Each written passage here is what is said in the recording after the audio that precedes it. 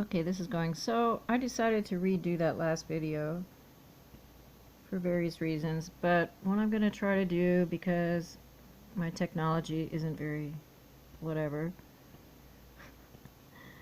so I'm recording this. I'm going to just show you the typewritten result that came out of the scan that Adrian did, and then you can see what I was writing in handwriting. Then I'm going to show you the other I didn't show in the other video. So yeah, this is what his computer popped out.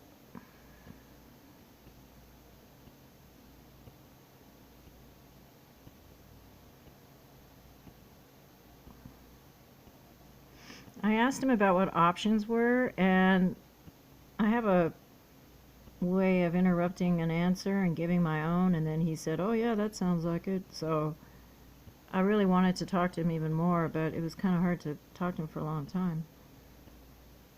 Look at all this junk. So anyway, I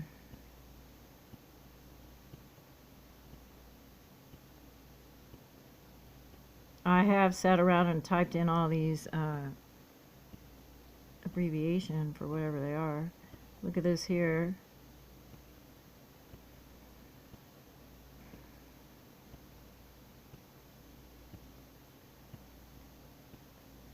Okay, now here's the part I gotta tell you guys. So in some database, really, it says, okay, in some database, this is talking about just general, look how it says children need to develop a sense of personal control, blah, blah, blah. But here's the part that tripped me out. Looky here, important events, toilet training. Now, this seems to be implying that in my childhood, one of these important events in my life was toilet training, which happened to be true. If you want details, why not? Because I have vivid memories. I have lots of memories from when I was 2 and 3. So I was about 3 years old, and no, yeah, something like that, before I was 5. And I had constipation issues. Now, I was adopted. I didn't have breast milk. They gave me this formula. So, anyway, my body was really altered from the get-go. But it used to be like I was just constipated, and I guess my mother thought I had to poop every day, and I wasn't. It was just an issue. And then I remember I would I would sit on the toilet, and she would bring a stool in and sit in front of me and try to talk me real nice into relaxing so I could poop and everything. And I guess just getting her attention was nice. And maybe I remember she did this several times, um, and I remember like, it, it's like you don't feel like pooping, so why does she want me to and everything? But then after a few days, she brought in this jar of this stuff, and she'd dip a spoon in it and have me eat it. Of course, I didn't know what a laxative was, and it reminded me of chocolate. I thought she was giving me this spoon of chocolate, and sure enough, that would make the poop come out easier. So I got fond of this stuff, and I guess it helped. Although I have to tell you guys about this pooping business. In America here, we're taught that you have to poop every day or else there's big trouble. This is a true story. When my son was 7 years old, he didn't poop. The first time it was like 4 days in a row, nothing, and then it all came out in one piece. And then a little later, I swear to God, 7 days the child did not poop. And of course, I was watching to see if he was going to show signs of distress. Of course, I was giving him teas and like laxatives, and he showed no sign of troubles at all. No sweating, no sick, nothing. He went to school, he just played, and he was hilarious. He would just, oh, no poop today. And then, and I thought, oh man, he's supposed to go to the doctor. This is worrisome. He didn't have bloating, as I recall, no complaining. On the 7th day, I kid you not, he sat in the toilet. This one long poop came out, perfectly shaped. I had to cut it with a knife to get it to go down the toilet, because the one before on the 4-day thing, the toilet got stopped up, so he got afraid, I guess, to do it again. So he cut it with a knife. It was perfect. It was like his whole large intestine and his body had been holding this thing in for 6 days, and then it finally came out on his own. So I'm just telling you, it's probably him. He had some interesting ability to do that, and we were getting ready to move, so he was probably stressed. But, you know, who knows? He took it all lightly. Anyway, so yeah, what kind of database is talking about toilet training? So here, who in the heck is narrating this?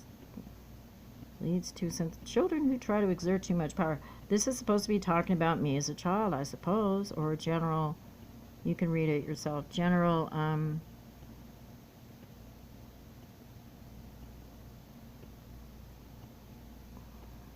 school age. It says all this stuff. And I think most humans can fit themselves into this stuff. Industry versus, wait, really? You know when you read something later, you don't remember. Basic conflict, industry versus inferiority, containing. So all these things it says, possibly about me. Children need to cope with new social academic demands. Well, I did good at first, but the home life, you know, anyway. You know, I mean, I can read this stuff and then say, oh yeah, that applies to me. Success leads to a sense of confidence, while failure, blah, blah, blah. It almost looks like some aliens are analyzing our human lives. I don't know. And they have certain people under their observation, and they think they, you know, confusion containing. Yeah, the options question, if anyone sees this and has a similar readout, you know, any input about what options means would be great. Maybe I call back Adrian and ask him for, see, like, if I call him back and ask him to do another scan, and I'll pay for that, I can ask him certain questions, like focus on what are options, like I would say, do a scan on confusion containing 797 options or something. T needs to develop, blah, blah, blah. Okay, so this is what the reading looks like. Important events, relationships. What I told him I thought options meant was that in your life, you know, every day you wake up, you got decisions to make. And you have options of how to conduct your life. Every little thing you do is, you can only take one road at a time. So if I wanted to stay in Hollywood and become a singer, that would have been my option. My life would have gone that way. But I didn't. I ran away from home. So I took this other option, and I said to Adrian, I said, well, 5,000 options, does that just indicate 5,000 events throughout the years when it was a crucial moment of decision making and I chose this option? That was my take on it. I think he said something like, oh, that's probably it. But I don't know. And where does this come from? You know, young adults need to form blah, blah, blah. Okay, I wonder if it's in here. Or it's in the next thing where, you remember I showed you the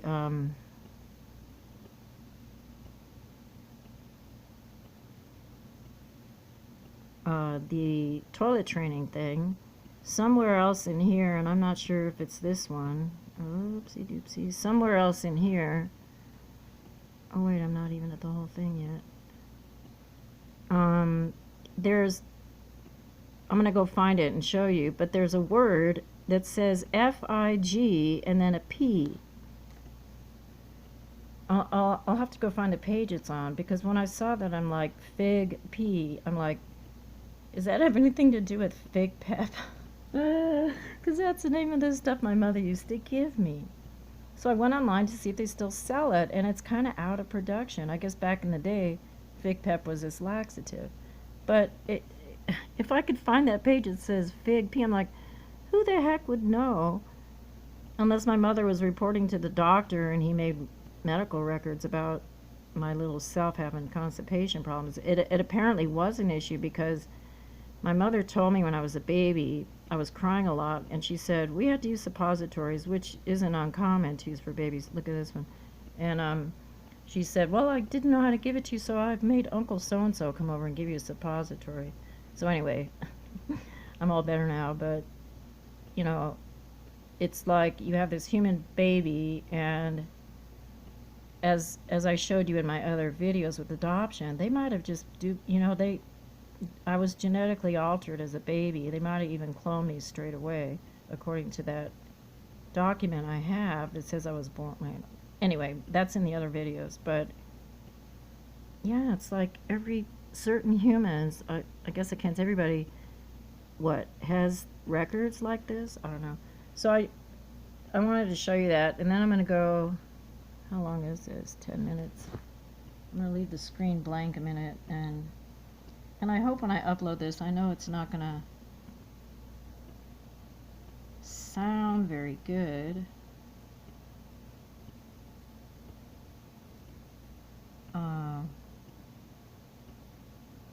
Apologize about that.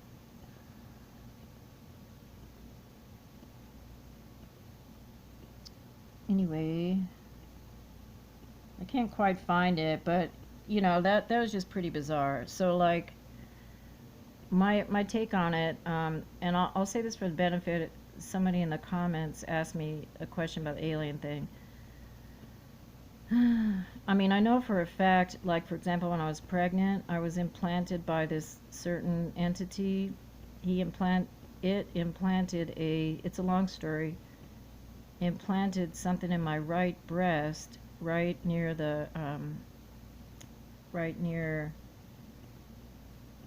isn't it funny how you forget important words when you get ready to say stuff? I was taking a nap, and I was like 7 or 8 months pregnant, and my husband at the time was in the kitchen a few feet away. So I was taking this nap. Yeah, I'll say the story now. So I was taking a nap, but I haven't even mentioned the other alien stuff. I mean, I've had a bunch of, whether it was aliens or not, my labs, but like a bunch of stuff before this particular story, but I'm going to jump to this story. So I was taking a nap, and then at the foot of the bed was this thin, hooded, white, wispy entity. I didn't see the face, but there it was at the foot of my bed, and it reached out its arm, which got kind of long. A human arm wouldn't have been that long, but it reached out its arm toward my breast, and at the moment I knew it was putting this thing in my body,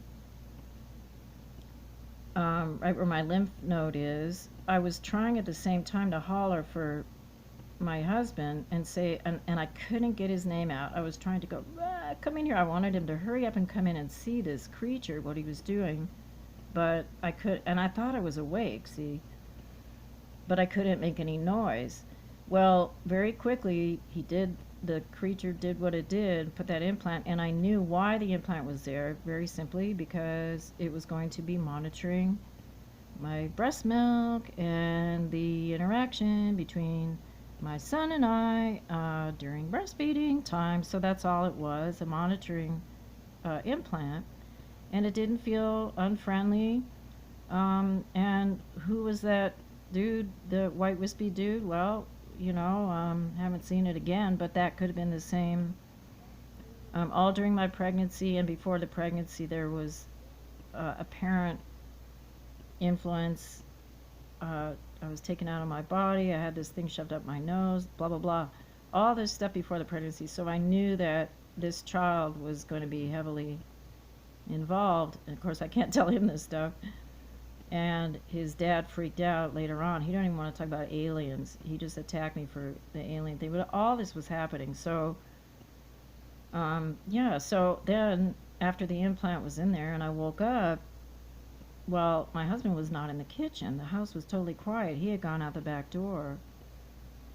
And that was that. So then I could say a little more that's kind of personal about that, but suppose that I was involved in those programs where they do the breeding and then they have you teaching or helping to nurture little babies with human ways of doing things like breast milk.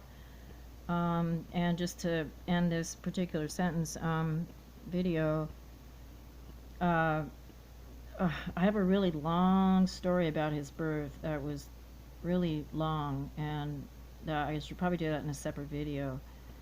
But I do know for a fact that there's some non-human entities just following us around. I knew there was a battle for the child earlier on, and I had to declare really loud I wanted it to be human and not reptilian based.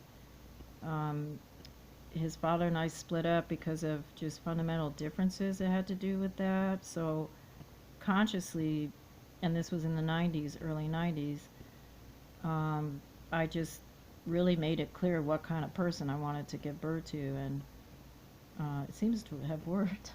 But before that, like his birth, we ended up in a hospital, and this doctor was like trying to discourage me from breastfeeding. You know, there was all this interference, and they almost won. Getting me in a hospital was not what we wanted, but because of my own lack of maturity about a certain thing, I didn't prepare for what happened at the birth. So anyway, so I just want to say that because and I can say more about aliens. When I was 2.5, I had eye surgery. And I've always thought, see, I can't prove this. I have to have the alien show up right now and say, yep, that was me. When this doctor was doing the eye surgery, I still think there was, okay, there'll be like other entities behind the doctor guiding the surgery or adding to it or helping it out. They all felt benign to me. Benign, benign. Um, and there's things about the eye surgery and the results that just have baffled the eye doctors and everything like that. So I just feel in general, I've had positive alien interactions, but I've also met the bad guys, you know, I could go on and on. But the fact that I survived all the bad guy stuff is pretty good because it's sort of like, yeah, it's sort of like when you're out of body having all this stuff and you do wake up and come back, how can you not think that you have control to some degree? People say, "Oh, you can't stop the abductions," or they say, "Oh, you can't stop being taken out on missions when you sleep." So, okay, well, if not, at least maybe you can be conscious and have some control of the outcomes or something. And still, the bottom line is, you come back here, and here you are. You look in the mirror, and it's your day today. So, how is your present life? And in my thing, I'm still struggling to just reclaim my essence from all these other programs and projects and blah blah blah, so that I can fulfill what I want to do in my daily life here. Just retain my health, and just do big things that the bad forces have squelched in me, and relationships have taken away from me to just be powerful in this life in a certain way. So anyway, I hope that all makes sense, and I showed that. And okie dokie, 18 minutes. Okay, adios.